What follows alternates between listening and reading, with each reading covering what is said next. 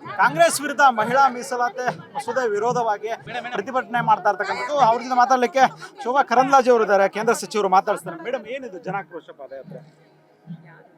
ಮಹಿಳೆಯರ ಮೀಸಲಾತಿ ನೆನೆಗುದಿಗೆ ಬಿದ್ದು 30 ವರ್ಷ ಆಯಿತು.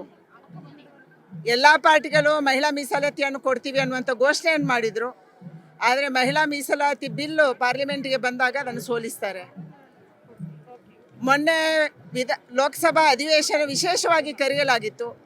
ಅದರಲ್ಲಿ ಡಿಲಿಮಿಟೇಷನ್ ಜೊತೆ ಅಂದರೆ ಪುರುಷರಿಗೂ ಅನ್ಯಾಯ ಆಗಬಾರ್ದು, ಮಹಿಳೆಯರಿಗೂ ಅನ್ಯಾಯ ಆಗಬಾರ್ದು. 850 ಸೀಟನ್ನು ಹೆಚ್ಚು ಮಾಡಿದರೆ ಪುರುಷರಿಗೂ ಅವರ ಸೀಟ್ ಸಿಗುತ್ತೆ, ಮಹಿಳೆಯರಿಗೂ ಹೆಚ್ಚುವರಿ ಸಿಗುತ್ತೆ 33% ಅನ್ನೋದು ಇತ್ತು.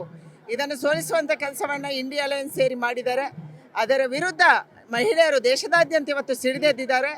ಆ ಒಂದು ವಾತಾವರಣ ಇವತ್ತು ಹುಬ್ಳಿಯಲ್ಲೂ ಕಾಣ್ತಾ ಇದೆ, ಕರ್ನಾಟಕದಲ್ಲೂ ಕಾಣ್ತಾ ಇದೆ. ಚುನಾವಣೆ ಗಿಮಿಕ್ ಅಂತ ಹೇಳ್ತೀವಿ ಆರೋಪ ಮಾಡಿದ್ರು ಕಾಂಗ್ರೆಸ್ ಅವರಿಗೆ ಮಹಿಳೆಯರು ಅನ್ನುವಂಥದ್ದು ಗಿಮಿಕ್ಕು. ಬರೀ ಕರಪತ್ರ ಹಂಚಕ್ಕೆ ಮಹಿಳೆಯರು ಬೇಕು. ಆದರೆ ಅಧಿಕಾರದ ವಿಚಾರ ಬಂದಾಗ ಒಂದು ಕುಟುಂಬಕ್ಕೆ ಮಾತ್ರ ಸೀಮಿತ ಆಗಬೇಕು. ಇಂದಿರಾ ಗಾಂಧಿ ಪ್ರಧಾನಿಯಾದಾಗ ಪ್ರಶ್ನೆ ಮಾಡಲಿಲ್ಲ.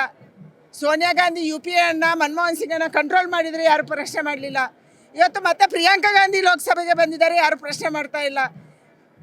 ಸೋನಿಯಾ ಗಾಂಧಿ ಲೋಕಸಭೆ ಬಿಟ್ಟು ರಾಜ್ಯಸಭೆಗೆ ಹೋದರು, ಅಲ್ಲೇ ಮೆಂಬರ್ ಇದ್ದಾರೆ, ಯಾರು ಪ್ರಶ್ನೆ ಮಾಡಲ್ಲ. ಅಂದರೆ ಒಂದು ಕುಟುಂಬಕ್ಕೆ ಸೀಮಿತವಾಗಿ ಇವತ್ತು ಈ ಚುನಾವಣೆಯನ್ನು ಮಹಿಳೆಯರಿಗೆ ನ್ಯಾಯ ದೊರಕಿದೆ ಅನ್ನುವಂಥದ್ದನ್ನು ಹೇಳಿಕೊಟ್ಟಿದ್ದಾರೆ. DMK ಅದೇ ರೀತಿ ಇದೆ, SP ಅದೇ ರೀತಿ ಇದೆ.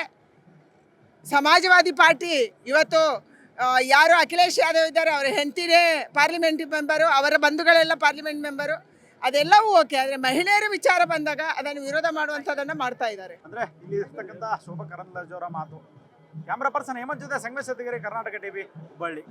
ನೀವು ಸಣ್ಣ ಆಗ್ಬೇಕಲ್ವಾ? ಅದು ಒಂದು ಉತ್ತಮ ಆಹಾರದಿಂದ ಸಣ್ಣ ಆಗ್ಬೇಕಲ್ವಾ? ಪ್ರತಿದಿನ ನಮ್ಮ ಜೀನಿ ಸ್ಲಿಮ್ನ ಯೂಸ್ ಮಾಡಿ ಯಾವುದೇ ಸೈಡ್ ಎಫೆಕ್ಟ್ ಇಲ್ದಂಗೆ ನೀವು ಸಣ್ಣ ಆಗ್ತೀರಾ.